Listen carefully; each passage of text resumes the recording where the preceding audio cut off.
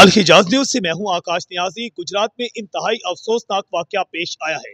गुजरात में कचहरी चौक के करीब लॉर्ड्स होटल में अचानक एक जोरदार धमाका हुआ, जिसके बायस 5 अफराद बुरी तरह झुलस के हैं।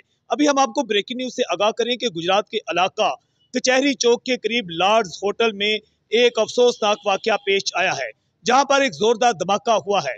रेस्क्यू के मुताबिक कि वहां पर गैस सिलेंडर फट गया। गैस सिलेंडर फटने के बायस वहां पर होटल के 5 जो मुलाजमीन थे वो बुरी तरह झुलस के हैं, जबकि होटल मुकम्मल तौर पर तबाह हो चुका है।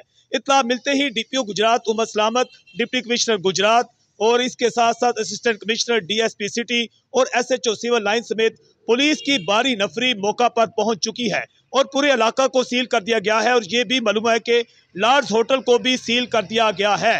और मुख्तलिफ इतलात हैं, कुछ लोगों का कहना है कि 5 से ज्यादा अफराद जो हैं शदीद जख्मी हुए हैं, जबकि रेस्क्यू के मुताबिक जो है 3 से 4 अफराद जो हैं आग की लपेट में आकर झुलस के हैं। ताहम किसी की भी हालत जो है तशवीशनाक नहीं बताई जाती है। तमाम की हालत जो है खतरा से बाहर बताई जाती है, क्योंकि बताया गया कि जो ही धमाका हुआ है तो होटल में जो मौजूद मुलाजमीन थे और तमाम जो अंदर खाना खाने वाले लोग थे वो फौरी तौर पर बाहर निकल आए, जबकि बावर्ची खाना में मौजूद 2-3 अफराद जिनकी तादाद 4 से 5 बताई जाती है वो जुलस के। ताहम मजीद इस सिलसिला में इंफॉर्मेशन हासिल की जा रही है। ये गैस सिलेंडर धमाका है या कुछ और है, इस सिलसिला में भी तहकीकात का आगाज कर दिया गया है। ताहम पुलिस के मुताबिक और रेस्क्यू टीम के मुताबिक कि लॉर्ड्स होटल में जो गैस का सिलेंडर था उसके फटने के बायस ये वाकया पेश आया है।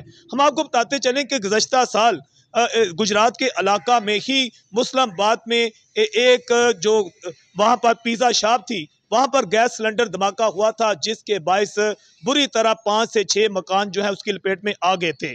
इसी सिलसिला इंतजामिया के मुताबिक इसके बाद भी हमने कई इकदाम उठाए हैं गैस सिलेंडर के खात्मा के लिए, मगर अभी तक गुजरात के मुतअद्दिद होटल जो हैं वहाँ पर गैस सिलेंडर का इस्तेमाल भी किया जाता है और नाकस सिलेंडरों के फटने के वाकयात भी इसी तरह पेश आ रहे हैं।